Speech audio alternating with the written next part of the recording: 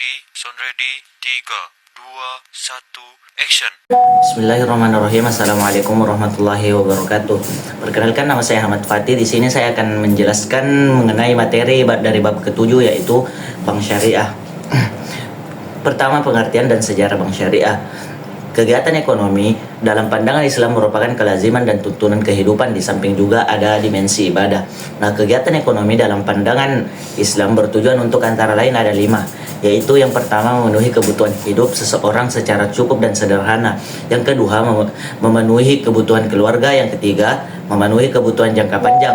Yang keempat, memenuhi kebutuhan keluarga yang ditinggalkan. Dan yang kelima, memberikan bantuan sosial dan sumbangan menurut jalan Allah Subhanahu wa taala.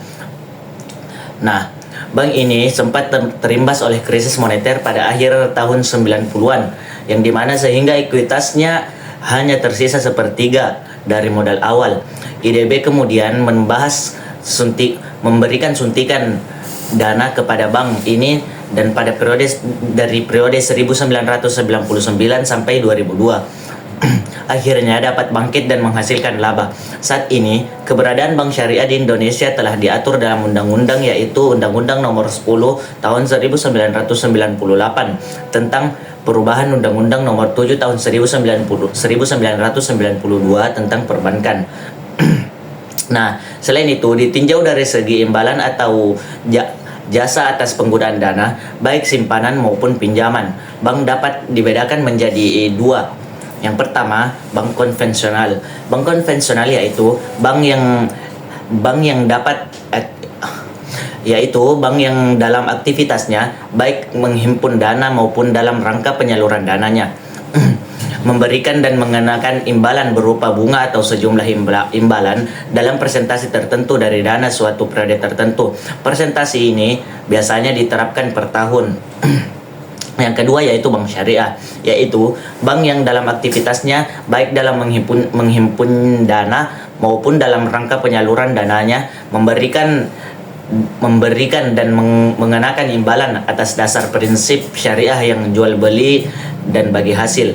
Nah, di sini saya juga akan menjelaskan prinsip utama bank operasional. Bank yang berdasarkan prinsip syariah adalah hukum Islam yang bersumber dari Al-Quran dan Al-Hadis. Nah, kegiatan operasional bank harus memperhatikan perintah dan larangan dalam Al-Quran dan Sunnah Rasulullah SAW. Selanjutnya, bank syariah pertama di Indonesia merupakan hasil kerja tim perbankan MUI, yaitu dengan dibentuknya PT Bank Muamalat Indonesia atau BMI, yang akta pendiriannya ditandatangani tanggal 1 November 1991. Nah, bank ini juga ternyata berkembang cukup pesat sehingga saat ini BMI sudah memiliki puluhan cabang yang tersebar di beberapa kota besar di Jakarta, seperti Jakarta, Surabaya, Bandung, Makassar, dan kota lainnya. Selanjutnya, materi kedua yaitu fungsi dan ciri khas bank syariah. Yang pertama, fungsi bank syariah. Manajer investasi. Bank syariah merupakan manajer investasi dari pemilik dana yang dihimpun, karena besar kecilnya pendapatan atau bagi hasil yang diterima oleh pemilik dana yang dihimpun sangat tergantung pada keahlian, kehati-hatian, dan profesionalisme dari bank syariah.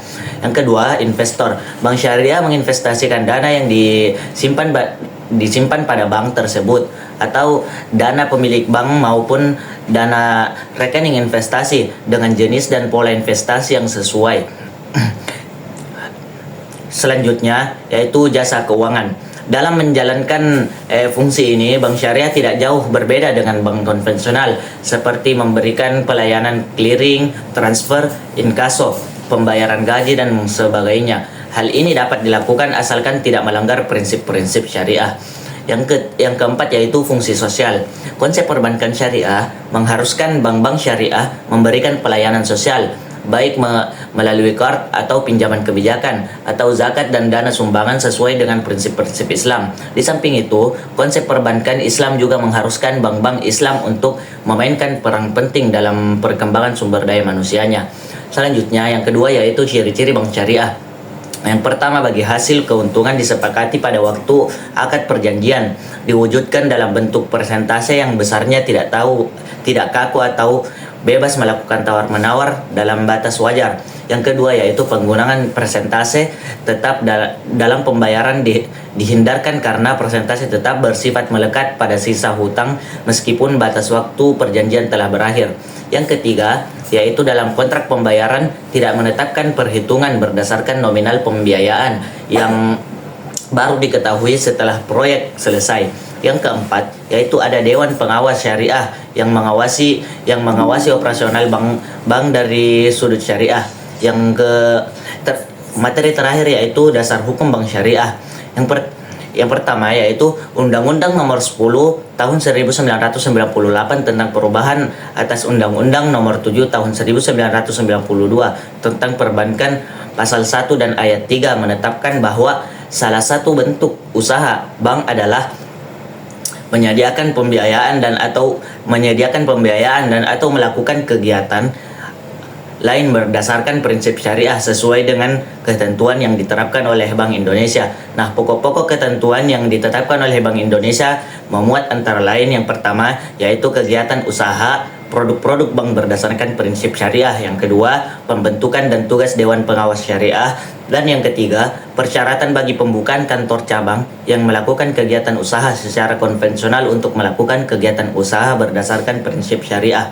Selanjutnya, secara umum dengan diundangnya Undang-Undang Nomor 10 Tahun 1998 tersebut, posisi bank bagi hasil ataupun bank atas dasar prinsip syariah secara tegas telah diakui oleh Undang-Undang Bank Umum. Yang melakukan kegiatan usaha secara konvensional dapat juga melakukan kegiatan usaha berdasarkan prinsip syariah melalui yang pertama yaitu pendiri kantor cabang atau kantor di bawah kantor cabang baru. Yang kedua, mengubah kantor cabang atau kantor di bawah kantor cabang yang melakukan kegiatan usaha secara konvensional menjadi yang melakukan kegiatan berdasarkan prinsip syariah dalam rangka persiapan perubahan kantor bank tersebut. Kantor cabang atau kantor di bawah kantor cabang yang sebelumnya melakukan kegiatan usaha secara konvensional dapat terlebih dahulu membentuk unit tersendiri yang melaksanakan kegiatan berdasarkan prinsip syariah di dalam kantor bank tersebut. Selanjutnya yang terakhir yaitu dalam kegiatan operasional bank syariah menggunakan prinsip dasar ada 5. Yang pertama yaitu bebas segala macam riba atau bunga. Yang kedua, tidak menggunakan kegiatan spekulatif atau coba-coba dalam berbagai kegiatan non-produktif. Yang ketiga, bebas dari berbagai hal yang meragukan. Yang keempat, bebas dalam berbagai hal yang mengandung. Yang kelima, terakhir yaitu kerusakan kegiatan yang dilakukan bersifat halal. Mungkin sekian yang dapat saya sampaikan. Sekian dari saya. Assalamualaikum warahmatullahi wabarakatuh.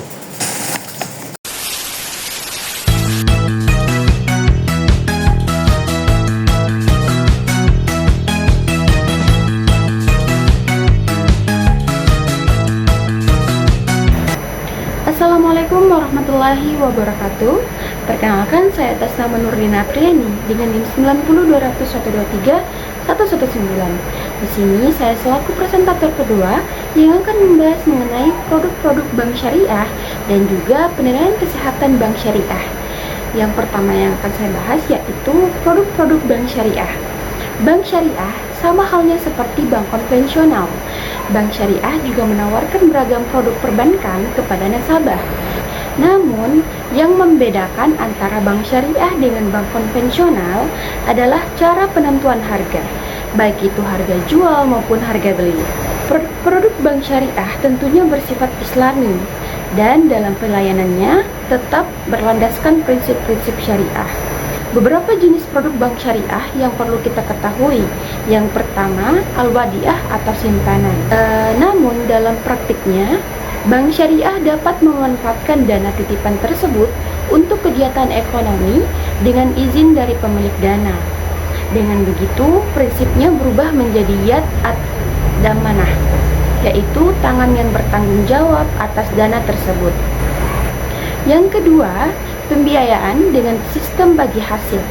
Kalau di bank konvensional dikenal sebagai istilah kredit, maka di bank syariah digunakan istilah pembiayaan. Bedanya, bank syariah tidak menggunakan sistem bunga, melainkan bagi hasil. Ada 4 akad utama dalam pembiayaan ini. Yang pertama, al-musyarakah, yaitu kerjasama antara dua pihak atau lebih yang masing-masing memberikan modal untuk menjalankan usaha. Keuntungan dan risiko ditanggung bersama sesuai kesepakatan. Yang kedua, ada al-mudarabah, yaitu kerjasama antara pemilik modal dan pengelola usaha. Keuntungan dibagi sesuai kesepakatan, sedangkan kerugian ditanggung oleh pemilik modal selama tidak ada kelalaian dari pengelola. Yang ketiga ada al-muzara'ah, yaitu kerjasama di bidang pertanian antara pemilik lahan dan penggarap. Pemilik lahan menyediakan tanah, sedangkan penggarap menanam dan merawat, lalu hasil panen dibagi sesuai perjanjian. Yang terakhir, al-musakah, bentuk kerjasama yang mirip dengan al-muzara'ah, tetapi penggarap hanya bertanggung jawab pada penyiraman dan pemeliharaan tanaman. Produk bank syariah yang ketiga yaitu bai al-murabahah. Ini adalah jual beli dengan harga pokok ditambah keuntungan yang telah disepakati. Bank harus memberitahu harga pokok dan margin keuntungannya kepada nasabah secara transparan.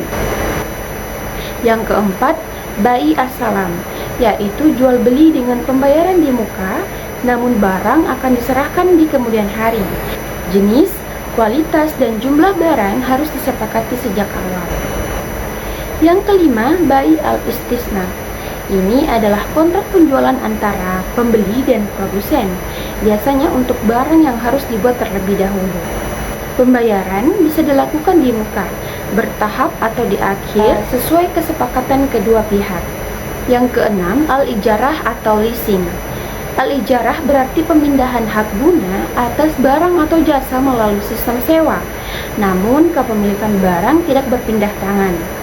Yang ketujuh, al-wakalah atau amanah, yaitu pemberian mandat atau kuasa dari satu pihak kepada pihak lain untuk melaksanakan suatu urusan tertentu sesuai kesepakatan.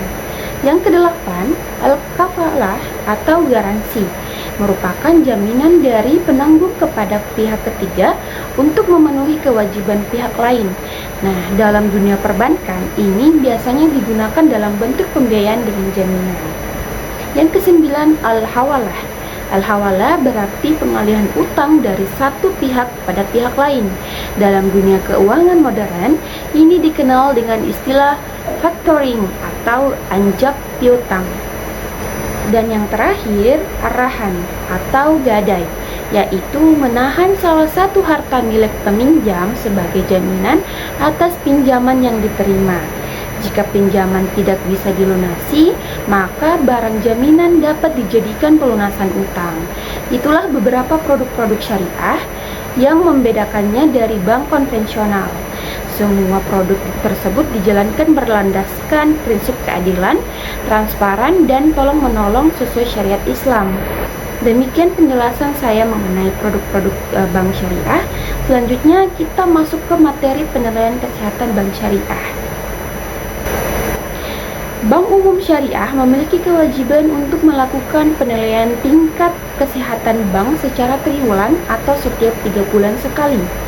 Tujuan dari penilaian ini adalah untuk mengetahui sejauh mana kondisi dan kinerja bank tersebut berjalan dengan baik sesuai prinsip kehati-hatian dalam perbankan syariah. Dalam penilaian tingkat kesehatan bank, terdapat 6 faktor utama yang dinilai.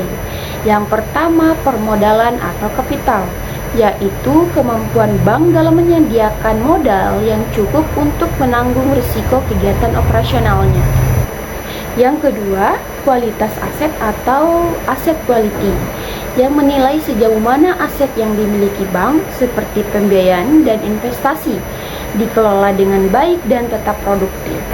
Yang ketiga ada rentabilitas atau earning, yaitu kemampuan bank dalam menghasilkan laba dari kegiatan operasionalnya. Yang keempat ada likuiditas atau liquidity, yang menilai kemampuan bank dalam memenuhi kewajiban jangka pendek, misalnya penarikan dana oleh nasabah. Yang kelima ada sensitivitas terhadap risiko pasar, yaitu seberapa peka bank terhadap perubahan kondisi pasar yang dapat mempengaruhi keuangannya. Yang keenam, manajemen, yang menilai sejauh mana kualitas dan efektivitas pengelolaan bank oleh pihak manajemen. Selanjutnya, hasil dari penilaian tersebut akan digunakan untuk menentukan peringkat komposit, yaitu peringkat akhir dari hasil penilaian tingkat kesehatan bank. Selanjutnya, hasil dari penilaian tersebut akan digunakan untuk menentukan peringkat komposit, yaitu peringkat akhir dari hasil penilaian tingkat kesehatan bank. Penilaian komposit ini terbagi menjadi 5 tingkatan, yaitu komposit 1 menunjukkan bahwa bank memiliki tingkat kesehatan yang sangat baik sebagai hasil dari pengelolaan usaha yang sangat baik. Komposit 2 menunjukkan bahwa bank memiliki kondisi baik sebagai hasil dari pengelolaan usaha yang baik. Komposit 3 menunjukkan kondisi cukup baik sebagai hasil dari pengelolaan usaha yang cukup baik. Komposit 4 menunjukkan kondisi kurang baik akibat pengelolaan usaha yang kurang baik. Komposit 5 menunjukkan bahwa bank memiliki kondisi kesehatan yang tidak baik sebagai akibat dari pengelolaan usaha yang tidak baik. Jadi dapat disimpulkan bahwa penilaian kesehatan bank syariah sangat penting dilakukan untuk memastikan bahwa bank beroperasi dengan sehat, efisien, dan sesuai dengan prinsip syariah. Semakin baik hasil penilaian kompositnya, maka semakin tinggi pula tingkat kepercayaan masyarakat terhadap bank tersebut. Demikian penjelasan saya mengenai penilaian kesehatan bank syariah. Semoga bermanfaat dan dapat menambah pemahaman kita semua. Terima kasih atas perhatiannya. Wassalamualaikum warahmatullahi wabarakatuh.